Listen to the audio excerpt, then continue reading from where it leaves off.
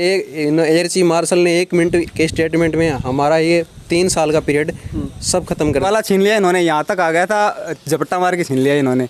समझ रहे हो आप? मतलब कि खाने वाले थे, आए स्टेटमेंट दिया, 4 आदमी आए, वो बोले नहीं खाने देंगे।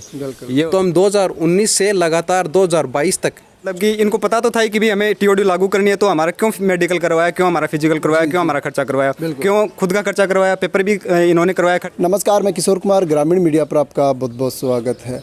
जब से देश में अग्निपथ और अग्निवीर जो योजना लागू हुई है, तब से पूरे देश में बवाल सा मचा हुआ है। हम बात करें, युवा हैं जो सड़कों पे आ गए हैं, बहुत ज़्यादा जगह हमें देखने को मिला है कि तोड़फोड़ हुई है। हम बात करें, बसों को जला दिया गया है, इसके अलावा हम बात करें कि जो ट्रेनें वगैरह हैं उनको फूंक दिया गया है। युवा है जो सड़कों पे आ गया है, बहुत बड़ा आक्रोश उनमें देखने को मिल रहा है। एक पक्ष ये बोलता है कि अग्निपथ जो योजना है वो बहुत अच्छी योजना है और आगे तक मतलब इनके परिणाम होंगे वो अच्छे आएंगे, और दूसरा पक्ष ये बोलता है कि ये अग्निपथ योजना है जो युवाओं के लिए कुठाराघात है। बहुत से युवा आज हमारे साथ मौजूद हैं, वो युवा मौजूद हैं जिनके साथ गलत हुआ है। मैं भी इस चीज़ का समर्थन करता हूँ। काफ़ी ऐसे युवा हैं जिनकी ज्वाइनिंग बाकी थी, रिजल्ट बाकी था, उनका सरकार को ये सब चीज़ें उनकी पूरी करनी चाहिए थी। उसके बाद में नए सिरे से अगर वो अग्निपथ योजना को लागू करते तो कोई दिक्कत नहीं थी, परंतु ये समस्या उन लोगों के साथ बहुत बड़ी है जो लोग काफ़ी दिनों से तैयारी कर रहे थे, अपना बात करें मेहनत लगा दी थी, पैसे खर्च कर दिए थे बहुत दिनों से। कोई ऐसे केस भी आए हैं जिन्होंने ये भी कहा कि हमने तो सुमावनी भी कर दी थी। एक केस हमारे पास ऐसा है कि भाई उनका रिजल्ट आ गया था और उसने कहा कि मैंने सुमावनी में 5 लाख रुपये लगा दिए, घर में खुशी का माहौल था, और जब सुनने को ये मिला कि आपकी ये जो बढ़ती है वो रद्द हो गई तो सब सपने चकनाचूर हो गए थे। आज ये युवा हमारे साथ मौजूद है, बड़ाऊ में हम पहुंचे हैं, इनसे बातचीत करने की कोशिश करते हैं। इनमें एक आक्रोश है, ये बोल रहे हैं कि हम पक्ष में हैं अग्निपथ योजना के, परंतु हमारे साथ जो हुआ है वो गलत हुआ है। क्या है पूरा मामला, बातचीत करने की कोशिश करते हैं। जी नमस्कार भैया। हाँ जी, मेरा नाम है इरशाद मोहम्मद। मैं बड़ाऊ तहसील खेतरी, डिस्ट्रिक्ट झुंझुनू, राजस्थान से बिलोंग करता हूँ जी। मैंने 2019 में नोटिफिकेशन निकला था air force X1Y group as A airman, जो सिलेक्शन प्रोसेस होती है। 2019 के बाद में 2020 में हमसे फॉर्म फिलअप करवाए गए एज ए एयरमैन के सिलेक्शन। नवंबर लास्ट में हमारा रिजल्ट आया। उसके बाद में फेज फर्स्ट, जिसमें फिजिकल होता है, PFT होती है, इंटरव्यू होता है छोटा सा, और SRT वगैरह होता है, वो हम 16 जनवरी को कंडक्ट करवाया इन्होंने। उसके बाद हमारा मेडिकल हुआ 5 फरवरी को, मेरा मेडिकल हुआ था जी।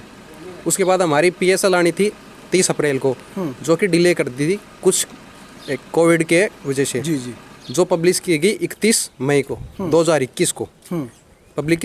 उसके बाद जो हमेशा होता है रेगुलरली जो साइकिल होता है इनका, कि 10 दिन के बाद में इनरोलमेंट पब्लिश कर देते हैं, उसके बाद में 10 या 15 दिन में ज्वाइनिंग अलॉट हो जाती है सबको जी।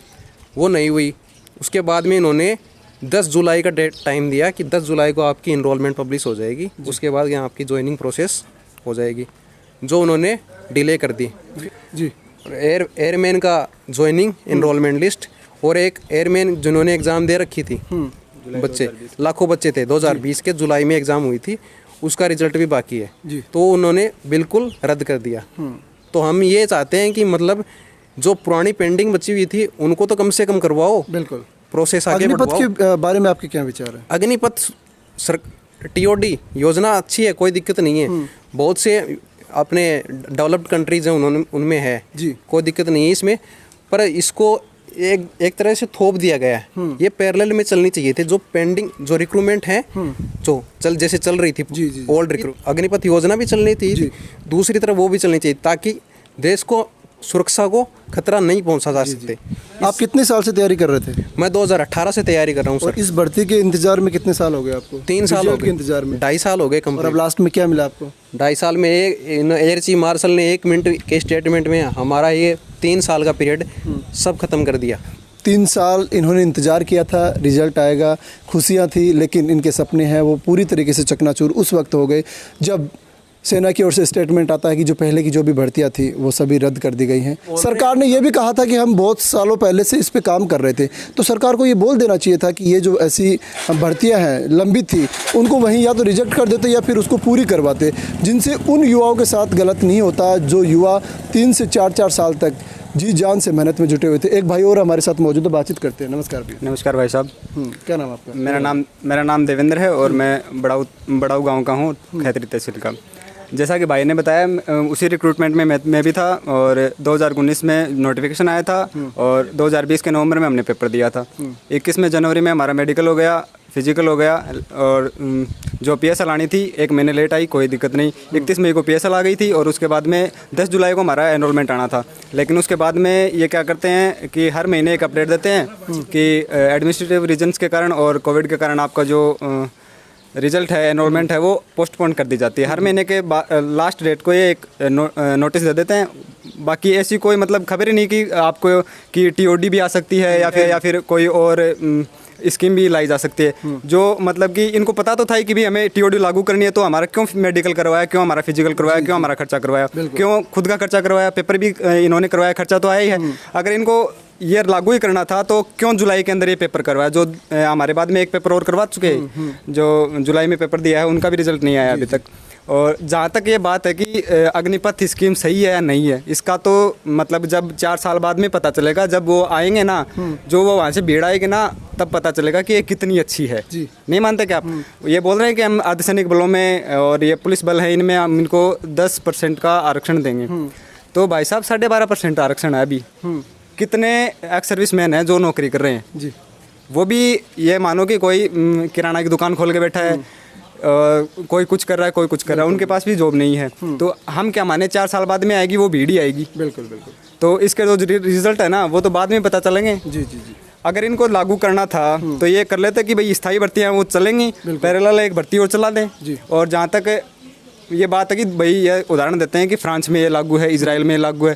भाई साहब वहाँ की जो आबादी है ना, वो अपने राजस्थान के बराबर है। बिल्कुल। नहीं मानते क्या आप? और वहाँ का डेवलपमेंट देखें ना, वहाँ का सिस्टम देखें, वो कहीं अच्छा है। नहीं मानते क्या आप?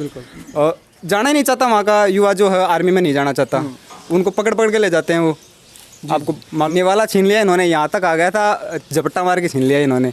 समझ रहे हो आप? मतलब कि खाने वाले थे, आए स्टेटमेंट दिया, 4 आदमी आए, वो बोले नहीं खाने देंगे। ये हो गया। कितने साल से तैयारी कर रहे थे? 4 साल से तैयारी कर रहा था सर मैं 2018 से। रिजल्ट के इंतजार में कितने दिनों से? ये देख लो आप, 31 मई को हमारा वो आया था, PSL आई थी, और पेपर दिया था 6 नवंबर 2020 को, और नोटिफिकेशन है 2019 का।